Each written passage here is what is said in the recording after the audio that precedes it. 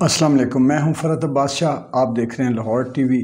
عمران خان نے آج کی پریس کانفرنس میں سب سے پہلے تو ان کو اس طرح ننگا کیا ہے، اس پوری امپورٹڈ حکومت کو،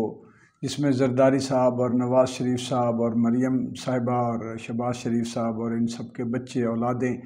ایک ایک اچھی بچی نکال کے رکھ دیا ہے کہ انہوں نے کس کس طرح لوٹا۔ جو پچھلا مشرف میں انہوں نے سوئس بینک میں جو 60 ارب ڈالر تھے زرداری صاحب نے، وہ کیسے معاف کروائے، ان لوگوں نے کیسے حدیبیہ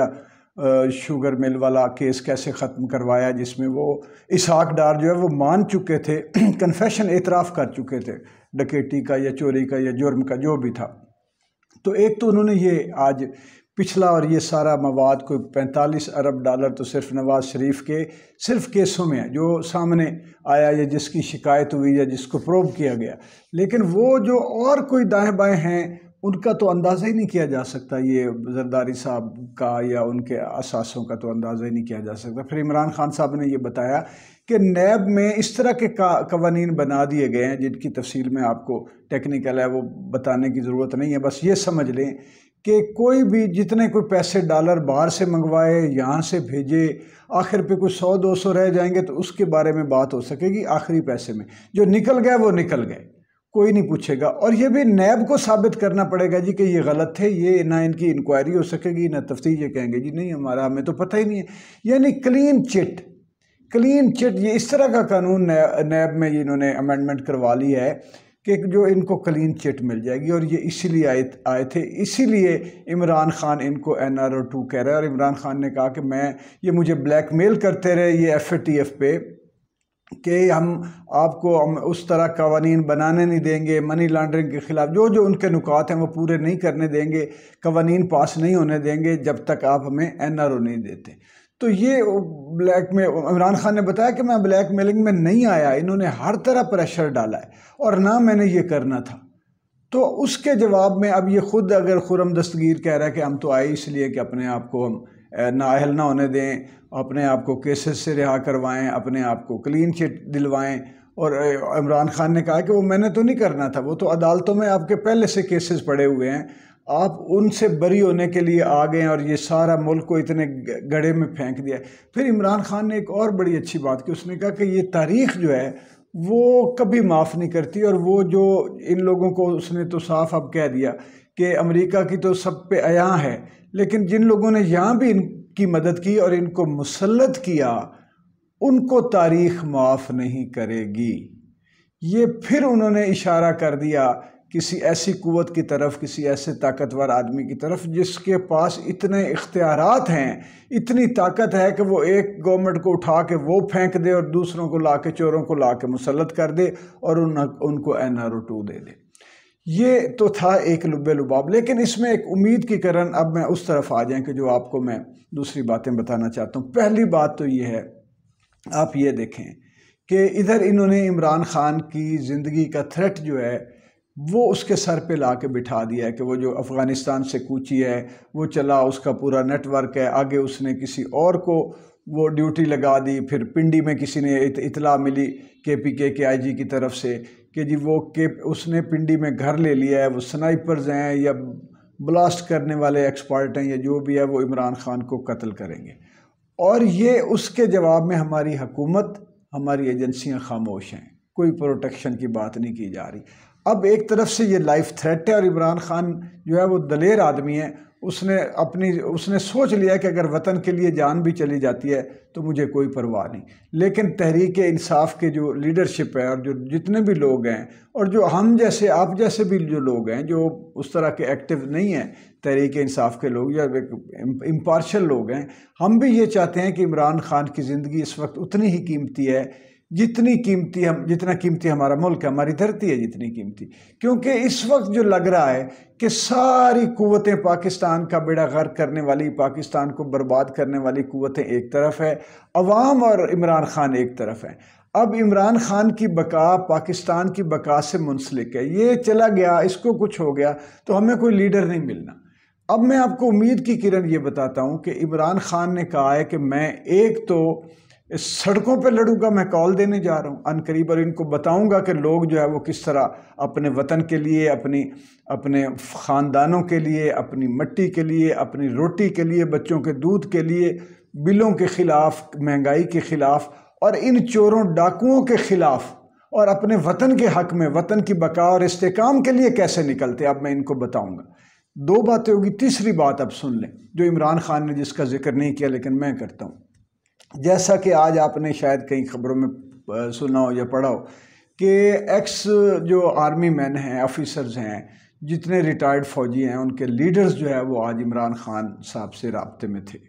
اور انہوں نے عمران خان کو بہت اچھے مشورے بھی دیے ہیں۔ ظاہر ہے کہ وہ جس طرح بھی رابطے میں تھے انہوں نے اپنی پوری حمایت کا اعلان کیا ہے، اور وہ سارے ساتھ ہیں۔ اب میں آپ کو ایک وہ واقعہ سناتا ہوں۔ کوئٹہ میں جب یہ جو ایک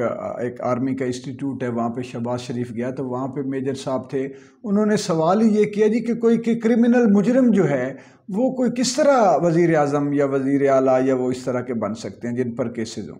اس کا مطلب، یہ سوال کا مطلب آپ سمجھے، مطلب یہ تھا کہ وہ اندر سے یہ جو چھوٹے کیڈرز ہیں، یہ جو آفیسرز ہیں،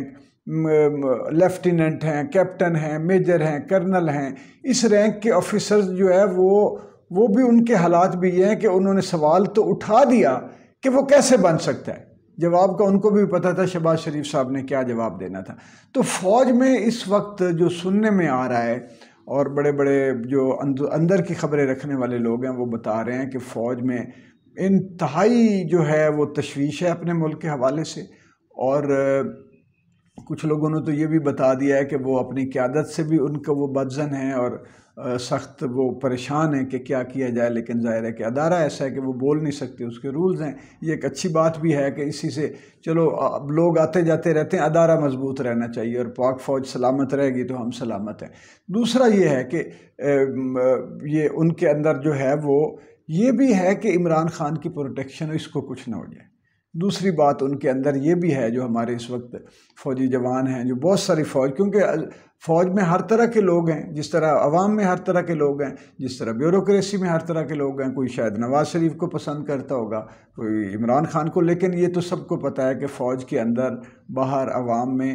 عمران خان کی مقبولیت جو ہے وہ مثالی ہے۔ اور اس وقت چونکہ پاکستان کے حالات اتنے خوفناک ہو گئے ہیں، خطرناک ہو گئے ہیں کہ ہر محب وطن آدمی تڑپ کے سوچ رہا ہے کہ میں ملک کو بچانے کے لیے میں کیسے کردار ادا کر سکتا ہوں۔ تو یہ ایک جگہ پہ جہاں پہ ایک طرف تشویش کی بات ہے، دوسری طرف ایک امید کی کرن بھی ہے۔ اب اگلی بات سنیں، جس طرح مجلس وحدت اسلامی نے اپنے پورے تعاون کا عمران خان سے مل کے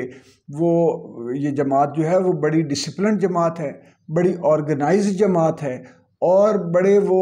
ٹرینڈ تربیت یافتہ جماعت ہے، جن کو پولیس کے کاؤنٹر کرنا بھی آتا ہے، ان کے شیلوں سے بچنا اور دفاع کرنا بھی آتا ہے، اور ان کے ڈنڈوں کا جواب دینا بھی آتا ہے، اور پتھراؤ کرنا بھی آتا ہے، اور یہ وہ لوگ ہیں کہ جو پیچھے نہیں ہٹتے۔ تو پہلی دفعہ عمران خان کو ایک ایسی فورس نصیب ہوگی۔ دوسرا، ایک اور علامہ صاحب جو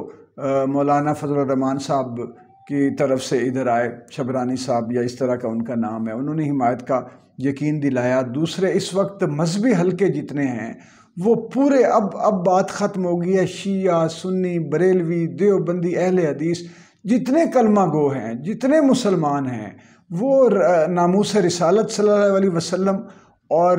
ریاست مدینہ کا کنسپٹ اور اللہ تعالیٰ کی جو اللہ تعالیٰ کی توحید اور اس کی عظمت اور اس کی کبریائی ہے، اس کے آگے سر نگوں ہو کر باقی تمام قوتوں کے آگے سر جھکانے کا انکار کرنے پر وہ عمران خان کے ساتھ آ چکے ہیں۔ آگے عمران خان کیا کرنے جا رہا ہے جو اس وقت تک خبر بریک نہیں ہوئی، لیکن میں آپ کو بتا رہا ہوں، مجھے قریبی ذرائع نے بتایا ہے کہ عمران خان جیسے ٹیچرز یونین ہے، جیسے مزدور یونین ہے، جیسے PIA یونین ہے، جیسے ریلوے یونین ہے، اب اگلا سٹیپ عمران خان کا یہ ہے کہ وہ عمران خان جو چھوٹے چھوٹے اداروں کی یونینز ہے وہ ان کو اپنے ساتھ ملانے کے لیے جا رہا ہے کہ اپنے ملک کے لیے، وطن کے لیے باہر نکلو، اب PTI کے ساتھ نہ ملو لیکن پاکستان کا ساتھ تو دو اس مشکل وقت میں۔ پاکستان کی سالمیت اور استحکام کے ایجنڈے پر عمران خان اس وقت تمام پاکستانی قوم کی ہر کمیونٹی کے پاس، تمام کمیونٹیز کے پاس جا کے اس کو دعوت دے رہا ہے، اور وہ لوگ آگے قبول کرتے جا رہے ہیں، اور سٹیپ بائی سٹیپ آپ کو نظر آ جائے گا کہ کس طرح جو ہے وہ پوری کی پوری قوم جو ہے ایک یلغار کی طرح، ایک پورے سیلاب بلا کی طرح جو ہے وہ نکلے گی، اور جو یہ جتنا یہ جو لٹیرے ہیں، جو چور ہیں، جو یہ عدالتوں کے ساتھ ظلم کرنے والے، عوام کے اوپر مہنگائی کا پہاڑ ڈھانے والے، یہ جو ملک کو کھوکھلا کرنے والے، تمام قوتوں کے ساتھ ٹکرائیں گے اب پوری عوام۔ اور شکر ہے آج اگر عمران خان نہ ہوتا، کوئی کمزور لیڈر ہوتا، کوئی ایسا لیڈر ہوتا جس کے پاس عوامی حمایت نہیں ہے، جس کا پاکستان سے محبت جو ہے وہ کمزور ہوتی، کوئی لالچی ہوتا، کوئی حریص ہوتا، کوئی بزدل ہوتا، تو بتائیں ہم کہاں جاتے۔ تو یہ اللہ تعالیٰ کی دین ہے، کرم نوازی ہے کہ ہمارے پاس ایک بڑا لیڈر موجود ہے۔ اور جب بھی قومیں مشکل وقت سے نکلتی ہیں، جب بھی قومیں اپنے جو مشکل ترین وقت اور مصیبتوں سے نکل کے جب سر اٹھاتی ہیں، تو پھر ان کی عظمت، استحکام اور مستقبل کو کوئی نہیں روک سکتا۔ تو میں آپ سب کو جو ہے وہ حوصلہ بھی دیتا ہوں، امید بھی دیتا ہوں، امید کا چراغ بھی دکھاتا ہوں۔ امید کا دامن ہم نے کبھی ہاتھ سے نہیں چھوڑنا، اور یہ بھی کہوں گا کہ ہم جہاں بھی بیٹھے ہیں، جس طرح بھی بیٹھے ہیں، اپنے ملک کے لیے، اپنے وطن کے لیے، ہم چاہے ایک لفظ بول سکتے ہیں، چاہے ایک قدم چل سکتے ہیں، چاہے ہم کسی کو پانی پلا سکتے ہیں، چاہے ہم کسی کی مدد کر سکتے ہیں ایک قدم ساتھ چل کے، کسی کو سایہ دے سکتے ہیں، دھوپ سے بچا سکتے ہیں، تو وہ ہم کریں، کیونکہ یہ ہم نے اپنے وطن کے لیے، اپنے بچوں، اپنی آنے والی نسلوں کے مستقبل کے لیے کرنا ہے۔ ورنہ ملک کے حالات، آج عمران خان نے بھی کہا ہے، وہ بار بار کہہ رہا ہے، سب سے پہلے یہ آواز میں نے اٹھائی تھی۔ ایک تو میں نے عمران خان کی زندگی کے خطرے والی پہلی آواز اٹھائی تھی میری، اس وقت تک کوئی ادھر دھیان نہیں دے رہا تھا، کیونکہ مجھے دوسروں کے ذہن کا، مائنڈ سیٹ کا، اور ان کی نفسیات کا پتہ ہے، اور ان کے کردار کا پتہ ہے۔ میں نے آواز اٹھائی تھی کہ یہ پلاننگ کر رہے ہیں۔ دوسری میں نے یہ آواز اٹھائی تھی کہ عمران خان جو ہے وہ امید کی آخری کرن ثابت ہوگا۔ یہ میں نے اٹھائی تھی جب عمران خان ابھی آ رہا تھا، اور اسی لیے میں آپ کو یہ بتا رہا ہوں کہ سری لنکا والی بات میں آپ کو بتاؤں کہ وہ بھی سب سے پہلے میں نے آپ تک یہ بات پہنچائی تھی کہ سری لنکا کے حالات دیکھ لیں، ایزی نہ لیں کہ یہ کچھ نہیں ہوگا، کچھ نہیں ہوگا۔ نہیں، یہ ہو چکا ہے، اب ہمارے سامنے ابھی بل آئیں گے اور مزید آئیں گے، بجلی کے پہاڑ ٹوٹیں گے، ابھی ڈالر جو ہے وہ اور اوپر جائے گا، روپیہ اور نیچے آئے گا، اسی طرح یہ پیٹرول کی قیمت بڑھے گی۔ یہ عذاب تو وہ شروع ہو گیا ہوا ہے۔ جب ایک سیلاب جو ہے وہ کہیں لگتا ہے نا دریا، تو آہستہ آہستہ مٹی بھرنا شروع ہوتی ہے، پھر وہ مکان بھی گرنا شروع ہو جاتے ہیں۔ وہ کام شروع ہو چکا ہوا ہے۔ اس لیے اب جتنا بھی ممکن ہو سکتا ہے اپنے وطن کے لیے، اپنی دھرتی کے لیے، اپنے بچوں کے مستقبل باہر نکلیے۔ اور ایک میری یہ بھی درخواست ہے کہ ہم چونکہ احساس کی بنیاد پہ ویڈیو بنا رہے ہیں، ہم جو ہے وہ ایک تجزیاتی فکر کا اپنا ایک آزاد انڈیپینڈنٹ تجزیہ کرتے ہیں، جس کی ضرورت ہے۔ صرف خبریں سن کے ادھر سے سنی وہ نہیں کرتے، خبروں کو اوپر نہیں ہے، بلکہ اپنا ایک اوپینین جو آپ سے میں سیکھتا ہوں، مجھ سے آپ کچھ جو ہے نئے سیکھتے نہیں بھی ہوں گے، تو بہرحال میں آپ تک پہنچاتا ہوں، آپ کا دکھ سکھ بانٹنے کی کوشش کرتا ہوں۔ تو کائنڈلی چینل کو سبسکرائب کر لیں، اور ویڈیو کو دوستوں کے ساتھ ضرور شیئر کیا کریں، تاکہ ہمارے امید کے جو چراغ ہے نا، ایک سے دوسرا، تیسرا، چوتھا، یہ جلتا رہے۔ بہت شکریہ۔